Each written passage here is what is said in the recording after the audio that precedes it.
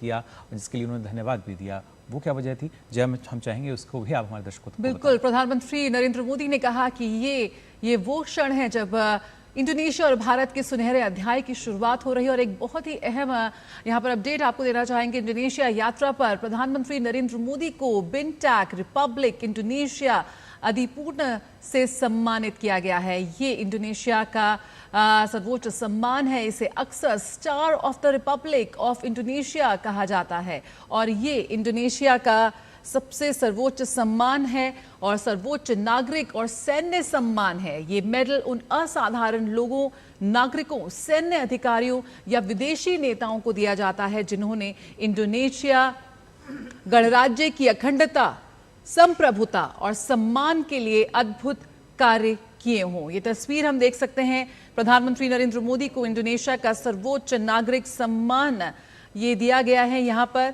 और हम जानते हैं प्रधानमंत्री नरेंद्र मोदी को विभिन्न देशों द्वारा सर्वोच्च नागरिक सम्मान दिया गया है। उनके उत्कृष्ट नेतृत्व और मजबूत कूटनीति के लिए उन्हें सम्मानित किया गया है दुनिया भर के विभिन्न देशों द्वारा। और अगर हम बात करें तो वर्तमान समय में 2026 तक वे दुनिया के विभिन्न देशों से करीबन 33 अंतर्राष्ट्रीय नागरिक सम्मान प्राप्त कर चुके हैं। ये सम्मान प्रधानमंत्री नरेंद्र मोदी ने तमाम भारतवंशियों को, विकसित भारत के लक्ष्य को और भारत की जनता को समर्पित किया। इन तस्वीरों के जरिए आप देख सकते हैं किस तरीके से प्रधानमंत्री को इंडोनेशिया का जो सर्वोच्च सम्मान है उससे सम्मानित किया गया और उसका जिक्र प्रधानमंत्री ने अपने संबोधन में भी किया। आपको बता दें, star of the Republic of Indonesia इसे कहा जाता है और ये अपने आप में जब हम बात कर रहे हैं कि किस तरीके से इंडोनेशिया का सर्वोच्च नागरिक और सैन्य सम्मान है, ये मेडल उन असाधारण लोगों, नागरिकों, सैन्य अधिकारियों या विदेशी नेताओं को दिया जाता है जिन्होंने इंडोनेशिया गणराज्य की अखंडता, संप्रभुता और सम्मान के लिए अद्भुत कार्य किए हैं। और अब उसी श्रेणी में प्रधानमंत्री नरेंद्र मोदी भी, जिन्हें इस सर्वोच्च सम्मान से सम्मानित किया गया। प्रधानमंत्री नरेंद्र मोदी ने अपने संबोधन की शुरुआत में इसका जिक्र किया और बताया कि ये सम्मान हर एक भारतीय का है और ख़ासतौर से इंडोनेशिया के जो लोग हैं उनकी भावनाओं का ये सम्मान है, जिसके चलते लगातार हम देख रहे हैं कि दोनों देशों के जो संबंध हैं वो और भी प्रगाढ़ होते हुए यहाँ नजर आएंगे। प्रधानमंत्री नरेंद्र मोदी जो कि फिलहाल इंडोनेशिया में है और यहाँ पर उन्हें इंडोनेशिया के सर्वोच्च सम्मान से सम्मानित किया गया। पिछले दशक में भारत की वैश्विक मंच पर जो बदलती तस्वीर है, वैश्विक मंच पर जो भारत का महत्व है, कहीं ना कहीं आज पूरा विश्व उसे स्वीकार कर रहा है। प्रधानमंत्री नरेंद्र मोदी का विजन सबका साथ, सबका विकास, विस्तारवादी नीति नहीं, विश्वास की नीति, साझा लक्ष्य, साझा चुनौतियों का सामना। और आज प्रधानमंत्री जो द्विपक्षीय संबंधों को मजबूत कर रहे हैं, जो भारत की बढ़ती वैश्विक धाक और उनका जो मजबूत रणनीतिक नेतृत्व है, ये उसका सम्मान है। तो जकार्ता में प्रधानमंत्री नरेंद्र मोदी का हुआ स्वागत और ये सम्मान जो उन्हें इंडोनेशिया के सर्वोच्च नागरिक सम्मान से सम्मानित किया गया है, आज दुनिया भर के विभिन्न देशों द्वारा प्रधानमंत्री नरेंद्र मोदी के उत्कृष्ट नेतृत्व और उनकी मजबूत कूटनीति को सम्मानित किया गया है। प्रधानमंत्री नरेंद्र मोदी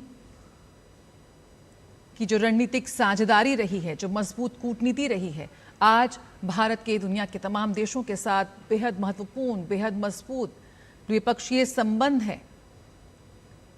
दुनिया के विभिन्न देशों के साथ भारत के व्यापारिक, सैन्य और कूटनीतिक संबंधों को एक नए स्तर पर ले जाने के लिए प्रधानमंत्री नरेंद्र मोदी को लगातार दुनिया के विभिन्न देशों द्वारा सर्वोच्च नागरिक पुरस्कारों से सम्मानित किया गया है।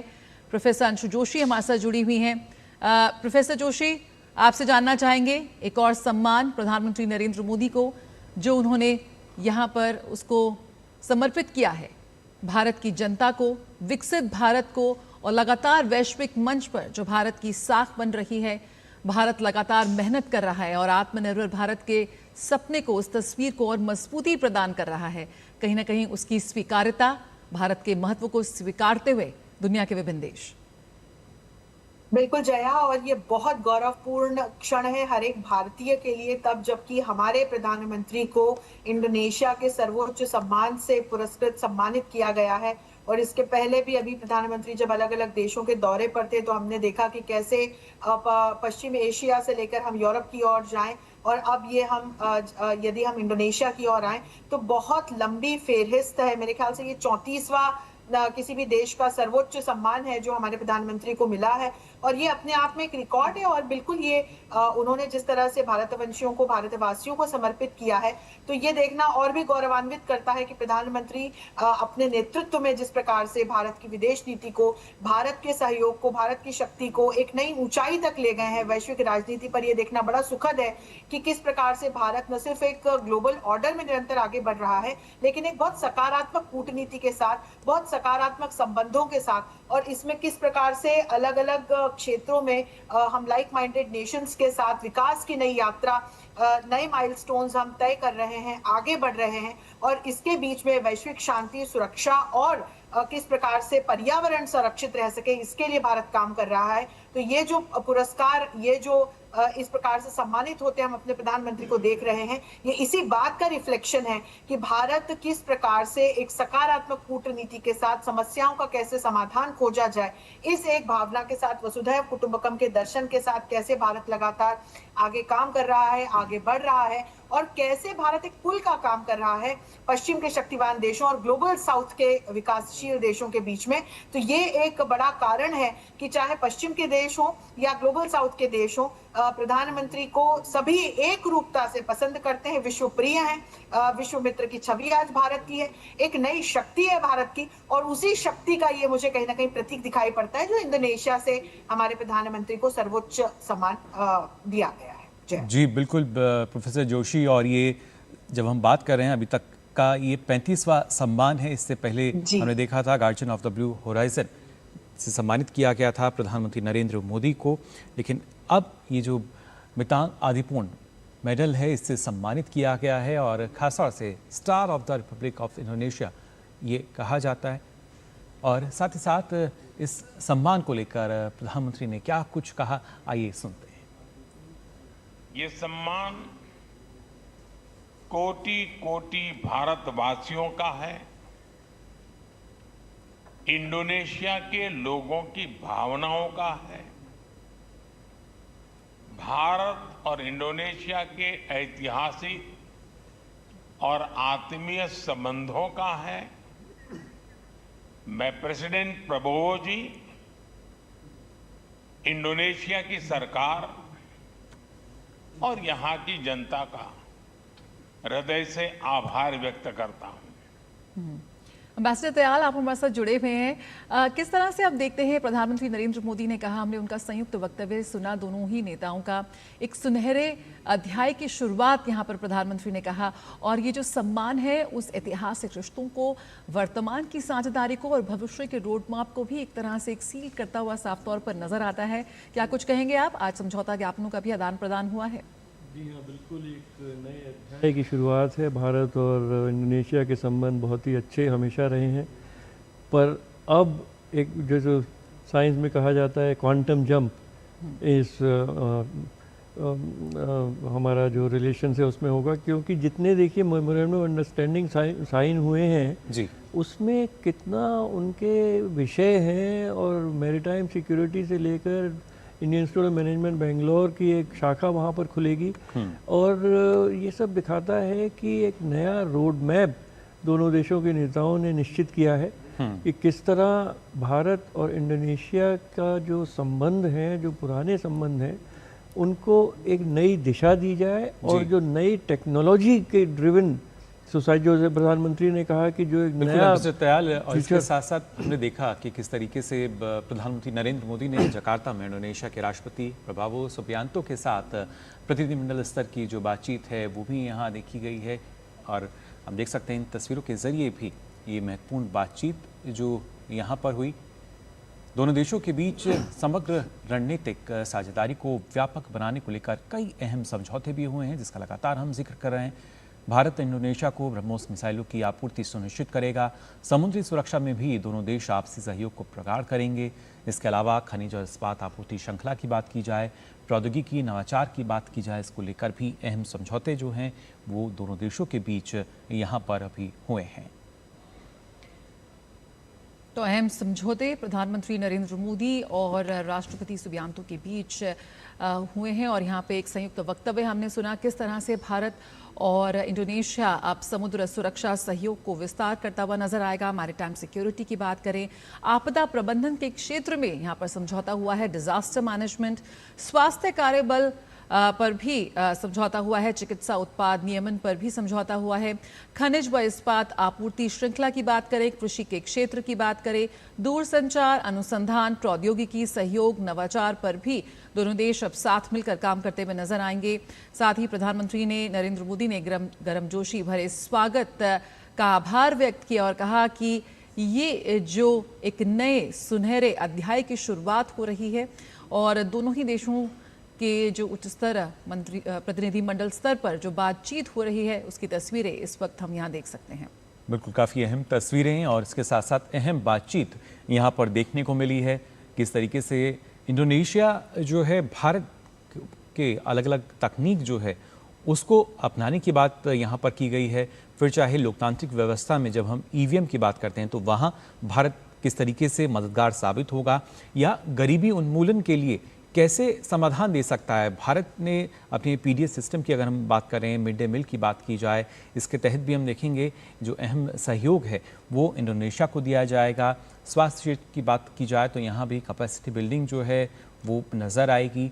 और प्रधानमंत्री ने अपने संबोधन में इस बात का जिक्र किया कि जो दोनों देश के युवा हैं वो ऊर्जा से लबरेज हैं और ऐसे में उन्हीं के लिए आने वाले समय को ध्यान में रखते हुए तमाम जो आवश्यकताएँ हैं उनको हम प्रयास कर रहे हैं उन उम्मीदों पर पूरी तरीके से उतर सकें। और उसी वजह से हम देखेंगे कि इंडोनेशिया में IIM बेंगलुरु की जो शाखा है वो भी उसकी यहाँ शुरुआत होगी। इसके चलते वहाँ के जो छात्र हैं वो यहाँ पर बेहतर शिक्षा जो है ग्रहण कर सकेंगे।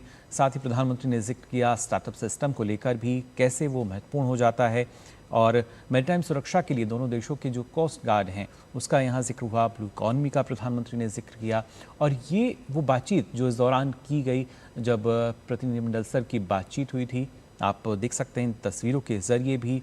साथ ही साथ आज के समय में किस तरीके से एक देश के सामने कई तरह की समस्याएं होती हैं और इसी में खासतौर से जब हम कृषि की बात करते हैं तो भारत आज के समय में कृषि की समस्याओं का समाधान देता हुआ नज़र आता है पूरे विश्व को।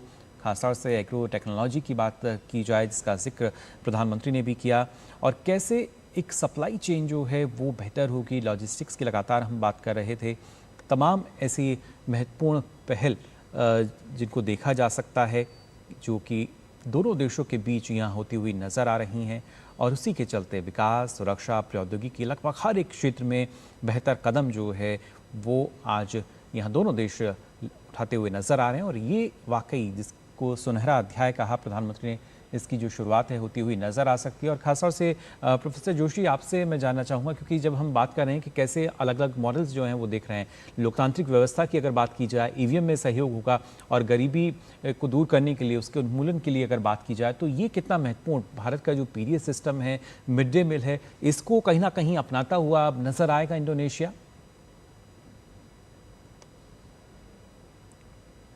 पर जिन क्षेत्रों की हम सहयोग की दृष्टि से चर्चा कर रहे थे, जिसमें कि भारत की ब्रह्मोस मिसाइल की हम शक्ति की बात करें या फिर हम भारत के यूपीआई की सक्सेस स्टोरी की बात करें या हम अपने ईवीएम की या अपनी लोकतांत्रिक व्यवस्था की बात करें, तो इन सबको अपनाता हुआ इंडोनेशिया हमको दिखाई पड़ रहा है। जो ये तमाम महत्वपूर्ण एमओयू अभी दोनों देशों के बीच में साइन हुए हैं, इसमें आप देखिए नवाचार को लेकर के, हमारी लोकतांत्रिक पद्धति को लेकर के, हमारे यूपीआई और इंडोनेशिया का जो पेमेंट सिस्टम है उसके इंटीग्रेशन की बात हुई है, उसको लेकर के एमओयू हुआ है। क्रिटिकल मिनरल्स को लेकर के, नवाचार को लेकर के, नई तकनीकों को लेकर के, दूर संचार के क्षेत्र में, स्टील के क्षेत्र में और शिक्षा के क्षेत्र में, प्रोफेशनल मोबिलिटी के क्षेत्र में, ये तमाम महत्वपूर्ण समझौते एमओयू हमें साइन होते हुए नजर आए और ये बड़े गौरव के पल दिखाई पड़ते हैं जिसमें ये समझ में आता है कि भारत की चाहे तकनीक हो, भारत की चाहे स्किल्ड प्रोफेशनल्स हो, तो भारत की प्रतिभा हो, भारत की संस्कृति हो या भारत की मैन्युफैक्चरिंग कैपेसिटी हो, इसका लोहा आज पूरी दुनिया मान रही है। और फिर कैपेसिटी बिल्डिंग के क्षेत्र में, डिजास्टर रिलीफ के क्षेत्र में, ह्यूमैनिटेरियन असिस्टेंस के क्षेत्र में भी भारत लगातार अपने आसपास के देशों के साथ आगे बढ़ रहा है और इस क्षेत्र में भी इंडोनेशिया के साथ एक महत्वपूर्ण एमओयू पर साइन हुए हैं। तो ये सारे बहुत ही ऐसे रेलेवेंट और फ्यूचरिस्टिक क्षेत्र हैं जिसमें दोनों देश द्विपक्षीय स्तर पर और फिर मुझे लगता है कि बहुपक्षीय स्तर पर आसियान जैसे मंचों के माध्यम से और आगे बढ़े। बिल्कुल, एम्बेसडर दयाल, यहाँ पर मैरीटाइम सिक्योरिटी, समुद्री सुरक्षा को लेकर यहाँ पर समझौता हुआ है। आइए फिलहाल यहाँ पर सवाल से पहले प्रधानमंत्री ने समझौतों से जुड़ी जो क्या कुछ बात कही है, आइए उसको देख लेते हैं। 2018 में बनी हमारी कॉम्प्रिहेंसिव स्ट्रेटेजिक पार्टनरशिप आज एक नई उड़ान ले रही है। हम डेवलपमेंट, सिक्योरिटी, टेक्नोलॉजी, कल्चर और एजुकेशन हर क्षेत्र में महत्वपूर्ण कदम बढ़ा रहे हैं। मुझे विश्वास है आज से भारत इंडोनेशिया साझेदारी का एक सुनहरा अध्याय शुरू होगा। हमारे देशों के बीच बढ़ता विश्वास हमारी रक्षा, सुरक्षा और मैरीटाइम सहयोग को मजबूत कर रहा है। आज हमने डिफेंस एक्सचेंज, डिजास्टर मैनेजमेंट और इंडस्ट्रियल सहयोग बढ़ाने पर सहमति बनाई।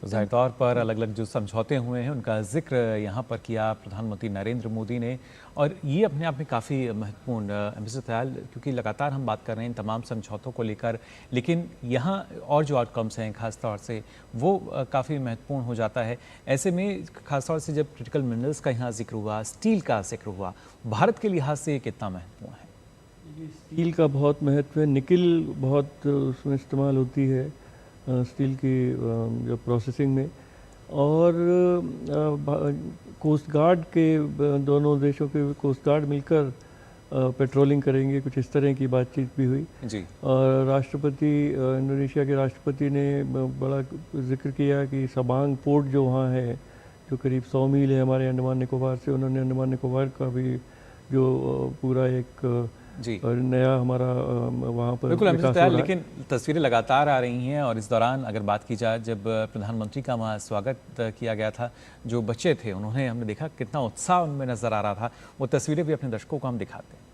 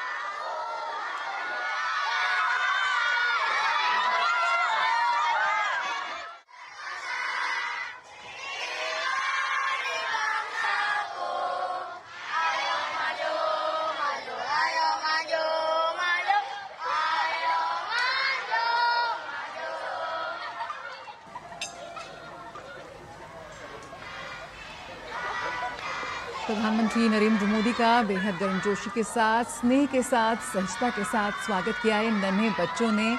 और प्रधानमंत्री नरेंद्र मोदी और बच्चों के बीच जो सहज और स्नेहपूर्ण संबंध है वो अक्सर हम देखते हैं, अक्सर तस्वीरों में छाए रहते हैं। जब भी वे अपने नन्हे मेहमानों से मिलते हैं तो उनकी तस्वीर और वीडियो को एक बहुत ही खास और आत्मीय रिश्ता देखने को मिलता है जो हम सभी का दिल जीत लेता है। और यहाँ भी मुस्कान के साथ, उत्साह के साथ बच्चों ने प्रधानमंत्री नरेंद्र मोदी का स्वागत किया। जब भी बच्चों के साथ प्रधानमंत्री नरेंद्र मोदी संवाद करते हैं, विदेशों में जब वो जाते हैं, उनका स्वागत स्वीकार करना हो या परीक्षा पे चर्चा जैसे कार्यक्रम हो, प्रधानमंत्री द्वारा बच्चों को दिए जाने वाला प्रोत्साहन और मार्गदर्शन हमेशा चर्चा में रहता है। यहाँ भी हाथ हिलाते हुए, उनके साथ हाई फाइव करते हुए प्रधानमंत्री साफ तौर पर नजर आ रहे हैं बच्चों के साथ, और उनमें भी बहुत ज़्यादा खुशी है, उत्साह है। नरेंद्र मोदी को अपने बीच पाकर, प्रधानमंत्री नरेंद्र मोदी को अपने बीच पाकर यकीनन दो बड़े देशों के जो मौजूदा नेतृत्व है वो इन दो देशों के भविष्य के साथ यहाँ पर साथ नजर आ रहा है। बिल्कुल, जिस आत्मीयता और स्नेह के साथ प्रधानमंत्री जो हैं बच्चों के साथ मुलाकात करते हैं, वो इन तस्वीरों में हम देख सकते हैं। और जो बच्चे थे जो उनमें भी एक अलग उत्साह इस दौरान उसी वजह से यहाँ नज़र आ रहा था। लेकिन हम बात कर रहे हैं कैसे भारत और इंडोनेशिया के बीच जो संबंध हैं वो और ऊर्जा से परिपूर्ण अब नज़र आ रहे हैं। एम्बेसडर, लगातार हम इस बात को लेकर बात कर रहे हैं कि कैसे जो मैरीटाइम सुरक्षा है वो कहीं ना कहीं भारत की प्राथमिकताओं में है, और उसी को लेकर हम देख सकते हैं कि आज भी जो अहम समझौते हुए हैं, और ख़ासतौर से स्पेस टेक्नोलॉजी के स्पेस सेक्टर के लिए भी हमने देखा कि उसका जिक्र किया गया। तमाम ऐसे क्षेत्र हैं जहाँ पर अनेक अवसर हैं और दोनों देश अब मिलकर यहाँ काम करते हुए नजर आएंगे। देखिए, स्पेस सेक्टर का भी जिक्र हुआ, ब्रह्मोस मिसाइल पर का भी उस पर कुछ समझौता ऐसा लगता है कि कुछ हो गया है। उसके बाद पोर्ट्स की, तवांग पोर्ट और भारत अंडमान निकोबार का जो भी विकास, बहुत तेज़ी से वहाँ पे नए पोर्ट्स बन रहे हैं, नई इंफ्रास्ट्रक्चर बन रही है, उनमें क्या सहयोग हो सकता है। और पूरा देखा जाए तो एक दोनों देशों की सोच एक जैसी है कि हिंद महासागर, प्रशांत महासागर क्षेत्र में किस तरह मिलजुल कर साझेदारी से इसको फ्री और ओपन ट्रेड के लिए भी रखा जाए जी, और शांतिपूर्ण रखा जाए, जिससे कि कोई वहाँ प्रतिस्पर्धा न हो देशों के बीच में उसको डोमिनेट करने की, और देश यहाँ के मिलजुल कर एक दूसरे से काम करे। तो जैसा प्रधानमंत्री ने कहा कि एक नई ऊर्जा है इस समय भारत और इंडोनेशिया के रिश्तों में, और एक नए विश्वास से हम आगे बढ़ रहे हैं, और फ्यूचर में, भविष्य में एक नई गहराई तक ये रिलेशंस जाएंगे। तो बहुत ही अच्छा रोड मैप हमारे दोस्तों देशों के नेताओं ने आज दोनों देशों के जनता के लिए, कॉरपोरेट वर्ल्ड के लिए मैं कहूँगा उनके लिए भी दिया है। क्योंकि जितने भी मेमोरेंडा साइन हुए हैं उसमें सरकार का तो काम है कि एक रास्ता साफ कर देना, दिशा दिखाना, पर आजकल corporate world, private sector, management के लोग, उन सबको एग्जीक्यूट करना होता है। गवर्नमेंट का रोल धीरे धीरे इसमें कम होता जा रहा है, और अब मैं कहूँगा कि उनको बहुत काम आगे करना है। बिल्कुल। यहाँ पर टेक्निक, अगर हम बात करें तकनीक के हस्तांतरण की, यानी टेक्नोलॉजी के क्षेत्र में काफ़ी ज़्यादा सहयोग बढ़ाने की बात हुई है, इस पर भी समझौता हुए हैं। अंशु जोशी, किस तरह से आप देखते हैं, तकनीक बांटने की बात होती है, टेक्नोलॉजी ट्रांसफ़र की बात होती है, तो भारत इसमें भी आगे रहा है। जो प्रधानमंत्री का विजन है कि हो सकता आप हमारा टैलेंट पूल आप ले सकते हैं, हमारी युवा शक्ति को ले सकते हैं, और आपकी तकनीक, अगर दोनों मिल जाएँ तो आज हम कैसे बढ़ सकते हैं दोनों देश मिलकर, चाहे वो किसी भी देश की यात्रा पर जाते हैं। लेकिन अगर अपनी तकनीक ट्रांसफर की बात होती है तो यहाँ पर भी बहुत खुले दिल से भारत ने हमेशा हाथ बढ़ाया है, मदद का भी। किस तरह से इसको देखते हैं भारत और इंडोनेशिया के संदर्भ में?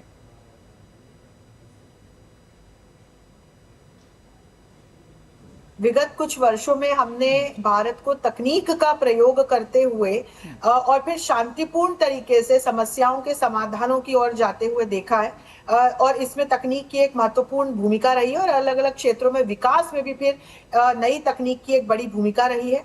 यदि हम भारत इंडोनेशिया के बीच में विज्ञान और तकनीक के सहयोग की बात करें तो 2018 में जब हमारे प्रधानमंत्री ने इंडोनेशिया की यात्रा की थी, और जब एक कॉम्प्रिहेंसिव स्ट्रेटेजिक पार्टनरशिप में दोनों देशों के बीच के कूटनीतिक रिश्ते को आगे बढ़ाया गया था, परिणत किया गया था, तब दोनों देशों के बीच में नवाचार को लेकर और विज्ञान और तकनीक के बीच सहयोग को लेकर के एक बहुत महत्वपूर्ण समझौता साइन हुआ था। और इसमें स्पेस कोलैबोरेशन और ग्रीन एंड क्लीन टेक्नोलॉजी पर कैसे दोनों देश आगे बढ़ेंगे, इस पे विशेष बातचीत हुई थी। तो हम यदि अपने इसरो की बात करें तो इंडोनेशिया के साथ लगातार हम काम कर रहे हैं, सैटेलाइट लॉन्चेस को लेकर के और अलग अलग प्रकार की जो तकनीक है उसके ट्रांसफर को लेकर के। अब हम देखते हैं कि इसमें रक्षा सहयोग का भी क्षेत्र जुड़ गया है। अब इसमें हम एआई के क्षेत्र को भी जुड़ते हुए देख रहे हैं। अब इसमें यदि मैं क्रिटिकल मिनरल्स के क्षेत्र में जाऊं तो उससे जुड़ी हुई टेक्नोलॉजी के ट्रांसफर की भी बात हो रही है। यदि हम कृषि और अनुसंधान की बात करें तो उससे जुड़ी हुई टेक्नोलॉजी के ट्रांसफर और सहयोग विकास की भी बात हो रही है। तो स्पेस कोलैबोरेशन से लेकर के ग्रीन एंड क्लीन एनर्जी से लेकर के नवीकरणीय ऊर्जा को बढ़ावा देने से लेकर रक्षा सहयोग के क्षेत्र में, कृषि के क्षेत्र में, फार्मास्यूटिकल्स के क्षेत्र में मैं ये भी जोड़ दूं तो ये तमाम ऐसे बड़े क्षेत्र हैं जिनमें भारत और इंडोनेशिया द्विपक्षीय स्तर पर विज्ञान और तकनीकी सहयोग को बढ़ावा देते चल रहे हैं और प्रोफेसर देशों के बीच की एजेंसीज जुड़ी हुई हैं। बिल्कुल प्रोफेसर जोशी, इसमें और एक बात ऐड करना चाहेंगे, इसका जिक्र प्रधानमंत्री नरेंद्र मोदी ने भी किया। इंडोनेशिया का सबसे बड़ा जो मंदिर है प्रम्बानन मंदिर, उसके रिस्टोरेशन का काम यहाँ पर भारत, उसमें तकनीकी सहयोग देने का एक महत्वपूर्ण कदम यहाँ पर भारत द्वारा उठाया जा रहा है। ये कितना महत्वपूर्ण है? ऐतिहासिक मंदिर है, प्रधानमंत्री यहाँ जाएंगे भी, और कैसे सांस्कृतिक रूप से भी भारत और इंडोनेशिया को बहुत करीब लाता है और अब भारत इसके रिस्टोरेशन का अहम साझेदार बनने जा रहा है। बिल्कुल जया, कल हमारे प्रधानमंत्री इंडोनेशिया के राष्ट्रपति के साथ इस प्रसिद्ध शिव मंदिर का भ्रमण करेंगे और यदि हम सिविलाइजेशनली देखें तो हिंदू संस्कृति, बौद्ध संस्कृति के माध्यम से दोनों ही देश बहुत अच्छे से जुड़े हुए हैं और इस मंदिर के जीर्णोद्धार की, इसके रिस्टोरेशन की बात भारत ने की है। इसका बीड़ा भारत ने उठाया। आज प्रधानमंत्री ने अपने संवाद में इसकी चर्चा भी की है कि कल वे वहां जाएंगे और जो भारत इस रिस्टोरेशन की प्रक्रिया में अपना तकनीकी और अन्य प्रकार का सहयोग देने वाला है, इस पूरे मिशन को कल हमारे प्रधानमंत्री लॉन्च करने वाले हैं। शिव का मंदिर है ये और शिव की संस्कृति के माध्यम से यदि मैं कहूं तो दोनों ही देशों के बीच में जो ये संस्कृति के तार हैं, तो न सिर्फ दोनों सरकारों के बीच का एक संबंध और गहरा होता है और ये फिर आगे टेंजिबल आउटकम्स के रूप में हमें परिणत होता हुआ दिखाई पड़ता है। लेकिन यदि इससे जुड़ी हुई भावनाओं की बात करूं तो फिर इससे लाखों लाख जो इंडोनेशियंस जुड़े हुए हैं, भारतीयों की जिस प्रकार से भावनाएं जुड़ी हुई हैं, तो फिर भी वो भी हमको यहाँ पर एक डोर में बंधते हुए दिखाई पड़ती है। जी बिल्कुल, एक सूत्र में बनते हुए नजर आती है और भारत का तो ये संदेश भी है। लेकिन अब तयाल अगर देखा जाए, इससे पहले की जो प्रधानमंत्री की यहाँ पर यात्रा रही है, उसमें सबसे ज़्यादा महत्वपूर्ण क्या इस यात्रा को हम देख सकते हैं? क्योंकि प्रधानमंत्री खुद कहने एक सुनहरे अध्याय की जो शुरुआत है वो हम देख सकते हैं यहाँ से। बिल्कुल देख सकते हैं। और देखिए, जो प्रधानमंत्री ने ये भी कहा कि हम दोनों देशों का ध्येय है गरीबी को परास्त करना। और देखिए, कहीं ना कहीं सबसे बड़ा उद्देश्य तो दोनों देशों का और दोनों देशों के राजनेताओं का यही है कि गरीबी को ख़त्म किया जाए। और उसको किस तरह, मिड डे मील स्कीम की बात हमारे प्रधानमंत्री ने की, पब्लिक डिस्ट्रीब्यूशन सिस्टम, 80 करोड़ लोगों को भारत फ्री खाना दे रहा है। मतलब ये दुनिया में के लिए एक मिसाल है। उसके बाद साइंस एंड टेक्नोलॉजी की तरफ कि नया गेहूं का कोई नया बीज जो भारत में उसको डेवलप किया गया है, वो भारत इंडोनेशिया को देगा। तो इस तरह एक ऊंची लेवल पे बात होती है, पर उसके बहुत सारे किस तरह उसको कार्यान्वित किया जाए, उनको ऊपर भी बहुत डिटेल में बात दोनों देशों के नेताओं के बीच में हुई है और आगे के लिए निर्देश दिए गए हैं, पूरा डायरेक्शन हर तरफ दी गई है। तो ये केवल एक थ्योरेटिकल चीज़ नहीं है कि हम साथ कब मिलके काम करेंगे जी। उसका एक प्रैक्टिकल रूप दोनों देशों के राजनेताओं ने अपने संयुक्त वक्तव्य में हमने देखा, साझा किया उसको। और ये अगर इसमें प्रोफेसर जोशी अगर देखा जाए, जिस तरीके से लगातार नई ऊर्जा की हम बात कर रहे हैं, फिर चाहे इंडोनेशिया की बात की जाए या वो तमाम दुनिया के देश जहां पर भारत के संबंध प्रगाढ़ हुए हैं, इन सब में आप प्रधानमंत्री नरेंद्र मोदी के योगदान की अगर हम बात करें, वो किस तरीके से देखती हैं? भारत की जो भूमिका है, एक नए भारत को आज के समय में लोग देखते हैं, उसमें किस तरह की भूमिका आप प्रधानमंत्री की देखती हैं? मुकुल, जब हम किसी भी देश की विदेश नीति को संचालित करने की बात करते हैं तो उसके दो आधारभूत स्तंभ होते हैं। एक तो होते हैं उसके राष्ट्रीय हित और उसकी अपनी नीति, जिस पर विदेश नीति बनी होती है, संचालित होती है, और दूसरा होता है उसके संचालक का स्वभाव। तो यदि हम अपने अभी के नेता की, यानी हम अपने प्रधानमंत्री की बात करें, तो पिछले 11 वर्षों में भारतीय विदेश नीति को एक नई रफ्तार जिस तरह से उन्होंने दी है, जिस प्रकार से प्रवाहमान बनाया है, तो वो इनक्रेडिबल है। तो आपको याद होगा कि अलग अलग मंचों से, अंतरराष्ट्रीय मंचों से उन्होंने कई संदेश जो है, महत्वपूर्ण संदेश, जिसमें भारत के राष्ट्रीय हित निहित थे। उदाहरण स्वरूप, हम आतंकवाद के मुद्दे पर किसी से समझौता नहीं कर सकते और हम आतंकवाद का एक तिनका भी बर्दाश्त नहीं कर सकते, ये हमारे प्रधानमंत्री का संदेश रहा। और इसके बाद हमने देखा कि अंतरराष्ट्रीय स्तर पर आतंकवाद के खिलाफ लड़ाई को भारत ने कैसे मजबूत किया। G20 की जब हमारे पास अध्यक्षता आई तो अफ्रीकन यूनियन को G20 से जोड़ करके हमारे प्रधानमंत्री ने वो कर दिखाया जो इतने वर्षों में विश्व का कोई भी शक्तिमान से शक्तिमान देश न कर पाया। G20 के स्वभाव को हमने बदल दिया, उसको लोकतंत्रीकरण की और हम ले गए, उसमें अफ्रीकन यूनियन को जोड़ दिया और उसमें हमने फिर ग्लोबल साउथ के नेतृत्व की आवाज को बुलंद किया। कोविड के समय हमने 150 देशों को अपने होम ग्रोन वैक्सीन भेजे और वैक्सीन मैत्री की एक नई शुरुआत की। जब जब आसपास के देशों को आवश्यकता पड़ी तो हमने ह्यूमैनिटेरियन असिस्टेंस तुरंत पहुंचाया, और जब जब भारतीयों को सुरक्षित भारत लाने की आवश्यकता पड़ी तो प्रधानमंत्री के नेतृत्व में अलग अलग इवैक्यूएशन प्लान्स, मिशन चलाए गए। और आपको याद होगा जब रशिया यूक्रेन का युद्ध हुआ था तो यूक्रेन में फंसे हुए भारतीयों को या अभी पश्चिम एशिया में फंसे हुए भारतीयों को सफलतापूर्वक भारत लेकर के आया गया। तो ये जो तमाम आज जो भारत की सफलता के परचम हैं, इनके पीछे कहीं ना कहीं इसके संचालक का स्वभाव है। और यही कारण है कि जहां प्रधानमंत्री जाते हैं, मित्रता के नए प्रतिमान भी स्थापित करते हैं और उनको सर्वोच्च सम्मान से सम्मानित भी किया जाता है, जैसे कि आज इंडोनेशिया में किया गया। बिल्कुल। प्रोफेसर जोशी, यहाँ पर हम स्वास्थ्य क्षेत्र का भी जिक्र करना चाहेंगे। स्वास्थ्य क्षेत्र में भारत और इंडोनेशिया का हम संबंध देख रहे हैं। स्वास्थ्य मंत्रालयों के बीच स्वास्थ्य समझौता, सहयोग पर समझौता हुआ है। पारंपरिक चिकित्सा और होम्योपैथी के क्षेत्र में भी दोनों देशों का फोकस है। और इस बार फिर जब हम यहाँ पे MOU साइन हुए हैं तो ऐसे में चिकित्सा उत्पाद नियमन पर भी समझौता यहाँ पर हुआ है।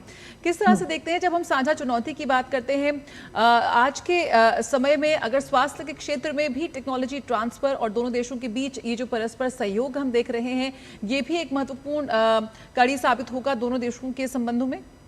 बिल्कुल जया, और ग्लोबल साउथ के अलग अलग देशों के साथ भारत तो स्वास्थ्य के क्षेत्र में विशेष तौर पर अपने सहयोग को बढ़ा रहा है। घाना जैसे देशों के साथ भी भारत ने इस प्रकार के अग्रीमेंट्स साइन किए हैं, जो अभी आज इंडोनेशिया के साथ हमने एक MOU साइन होते हुए देखा है।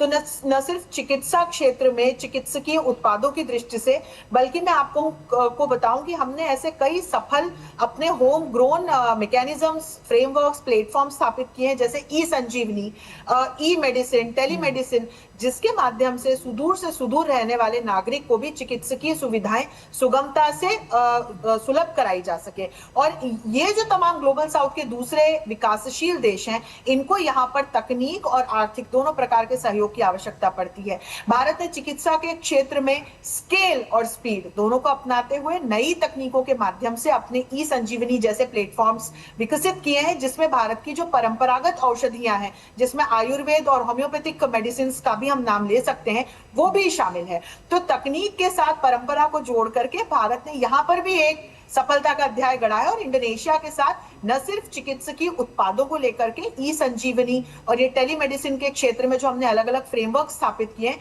उसको लेकर के सहयोग की बात की गई है। तो यहां पर भारत की ओर से टेक ट्रांसफर इंडोनेशिया के लिए बहुत फायदेमंद साबित होने वाला है। जय। बिल्कुल। जिस तरह से महामारी के बाद हम देखते हैं नित नए नई जो बीमारियों के आउटब्रेक्स, या इबोला, हाल ही में इबोला ने सभी को चिंता में डाल दिया था, उस लिहाज से चिकित्सा के क्षेत्र में किसी भी तरह का समझौता बेहद महत्वपूर्ण हो जाता है। बिल्कुल। हर एक क्षेत्र में लगातार भारत जो है बढ़ता हुआ नजर आता है, लेकिन इसके साथ साथ सबसे ज़्यादा रक्षा क्षेत्र की अगर हम बात करें, भारत इंडोनेशिया को ब्रह्मोस मिसाइलों की आपूर्ति सुनिश्चित करेगा। आज जकार्ता में प्रधानमंत्री ने इस बात का जिक्र किया कि भारत इंडोनेशिया के बीच एक सुनहरा अध्याय शुरू हो रहा है, जो दोनों देशों के नागरिकों के हितों की सुरक्षा करेगा। 2018 में बनी हमारी कॉम्प्रिहेंसिव स्ट्रेटेजिक पार्टनरशिप आज एक नई उड़ान ले रही है। हम डेवलपमेंट, सिक्योरिटी, टेक्नोलॉजी, कल्चर और एजुकेशन, हर क्षेत्र में महत्वपूर्ण कदम बढ़ा रहे हैं। मुझे विश्वास है आज से भारत इंडोनेशिया साझेदारी का एक सुनहरा अध्याय शुरू होगा। हमारे देशों के बीच बढ़ता विश्वास हमारी रक्षा, सुरक्षा और मैरीटाइम सहयोग को मजबूत कर रहा है। आज हमने डिफेंस एक्सचेंज, डिजास्टर मैनेजमेंट और इंडस्ट्रियल सहयोग बढ़ाने पर सहमति बनाई। प्रधानमंत्री मोदी ने कहा, हिंद प्रशांत क्षेत्र में सुरक्षा, डायलॉग, डिप्लोमेसी से समाधान और फिलिस्तीन का शांतिपूर्ण स्थायी समाधान चाहते हैं।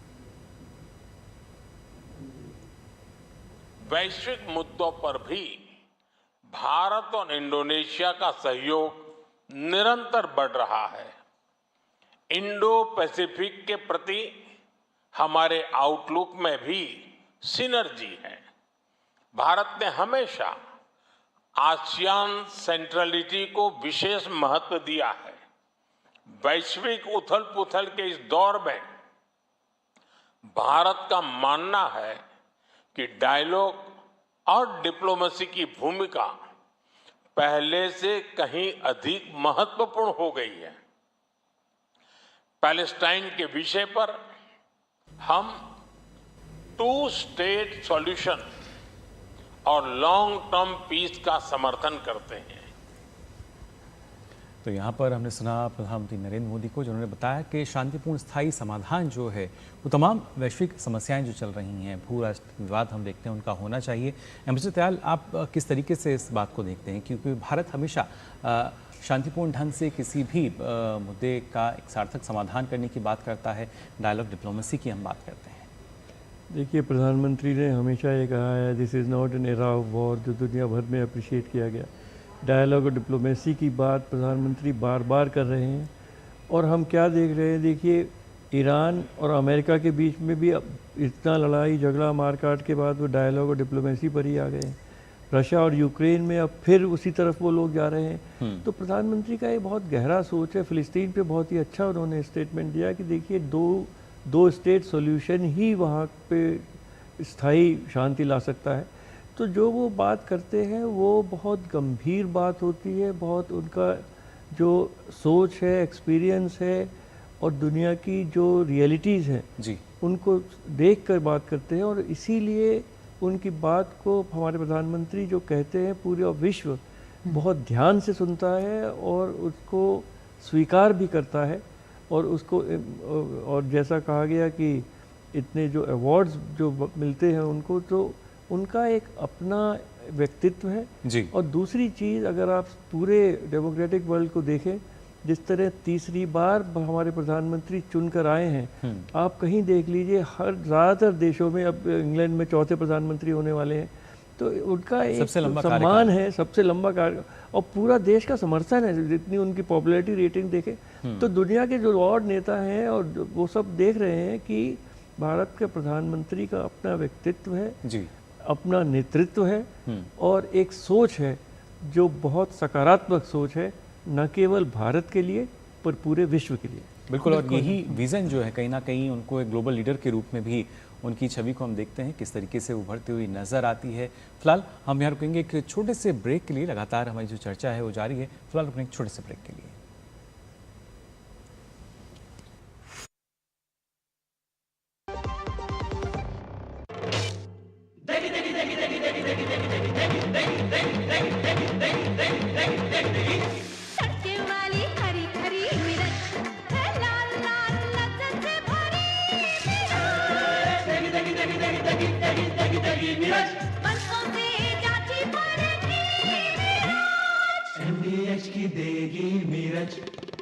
देगी मिर्च का तड़का, अंग अंग फड़का। MDH की देगी मिर्च। बीमारी हुई तो पता लगा कि हॉस्पिटल का बिल ऑफिस के हेल्थ इंश्योरेंस से कई गुना ज्यादा है। काश मैंने हेल्थ इंश्योरेंस लिया होता। पॉलिसी बाजार पे 1 करोड़ का हेल्थ इंश्योरेंस सिर्फ 550 रुपए महीने से शुरू। मेरी पसंद, मेरी पसंद, मेरी पसंद, मेरी पसंद। हमारी पसंद। हम सबकी पसंद। मजबूत देश का मजबूत सरिया हो गया स्टील।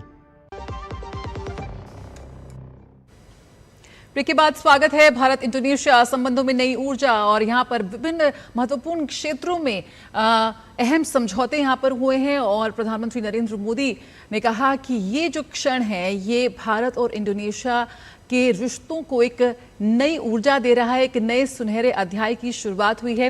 प्रोफेसर जोशी, आखिरी सवाल आपसे यहाँ पर, इंडोनेशिया की धरती से, जकार्ता से दोनों शीर्ष नेतृत्व के संयुक्त वक्तव्य से एक बार फिर प्रधानमंत्री ने पूरे विश्व को संदेश दिया है, शांति का संदेश दिया है। किस तरह से आप देखती हैं जब प्रधानमंत्री का जो विजन है वैश्विक नेतृत्व के साथ साथ जो शांति के प्रयास लगातार प्रधानमंत्री विभिन्न मंचों से करते रहते हैं, यहाँ भी इंडोनेशिया की धरती से भी उन्होंने पूरे विश्व को एक बेहद सशक्त संदेश दिया? जी जया, निश्चित तौर पर आज अपने संवाद में उन्होंने ये बहुत ही महत्वपूर्ण बिंदु उठाया है जिसमें उन्होंने पश्चिम एशिया के संकट के समाधान के रूप में भारत द्वारा प्रस्तावित 2 नेशंस सॉल्यूशन की बात की। जब पैलेस्टीन की उन्होंने बात की तो उन्होंने शांति और सुरक्षा की बात करते हुए भारत के द्वारा सुझाए गए इस समाधान की भी बात की। और ये करके न सिर्फ भारत बल्कि मैं कहूं कि ऐसे कई देश हैं दुनिया के जिन्होंने इस बात को सुनिश्चित किया है कि जहां एक और इजराइल जैसे देशों के साथ हमारी स्ट्रेटेजिक पार्टनरशिप बनी रहे, आगे बढ़े, वहीं दूसरी ओर पैलेस्टीन को भी अपनी विदेश नीति में मान्यता दी जाए। और इसके माध्यम से निश्चित तौर पर ये जो एक पूरा बड़ा संकट है जिसकी वजह से पूरी दुनिया ऊर्जा सुरक्षा से जुड़ी हुई बड़ी चुनौतियों से आज गंभीर संकटों से गुजर रही है, इसका समाधान हमको मिल सकता है। इसके पहले हमारे प्रधानमंत्री ने अलग अलग मंचों से रशिया और यूक्रेन के बीच चल रहे युद्ध को भी रोकने की अपील की है। तो इस प्रकार के मंच से आज जकार्ता की धरती से उन्होंने जिस तरह से वैश्विक शांति और सुरक्षा की बात की है, निश्चित तौर पर न सिर्फ भारत की वसुधैव कुटुंबकम सर्वे भवन्तु सुखिनः और किस प्रकार से पूरी वसुधा की शांति सुनिश्चित रह सके उसकी बात उन्होंने की। अभी आगे ऑस्ट्रेलिया और न्यूजीलैंड जाएंगे तो मुझे लगता है कि वहां से भी वो आतंकवाद के खिलाफ लड़ाई की और इन तमाम युद्धों को रोकने की बात अवश्य करेंगे। बिल्कुल, बहुत बहुत शुक्रिया प्रोफेसर जोशी हमारे साथ जुड़ने के लिए इस महाकवरेज में और इस चर्चा में। बहुत बहुत धन्यवाद हमारे साथ जुड़ने के लिए। यकीनन एक्ट ईस्ट से आगे बढ़कर आज महासागर विजन के साथ भारत अपनी रणनीतिक, आर्थिक और सांस्कृतिक साझेदारियों को एक नई दिशा देने की ओर अग्रसर है और शायद इस यात्रा का एक बड़ा संदेश यहां से निकल कर आता है। बिल्कुल, ना सिर्फ बड़ा संदेश बल्कि जैसा कि प्रधानमंत्री ने कहा कि एक नए मुकाम पर है, नई उड़ान है और नई ऊर्जा के साथ ये उड़ान और भी ज़्यादा बेहतर नजर आएगी। दोनों देशों के बीच संबंध जब और इस तरीके से सहयोग जो है मजबूत होगा, बेहतर होगा। तो फिलहाल के लिए इस विशेष कार्यक्रम में बस इतना ही। मुझे और जया को दीजिए अनुमति। नमस्कार।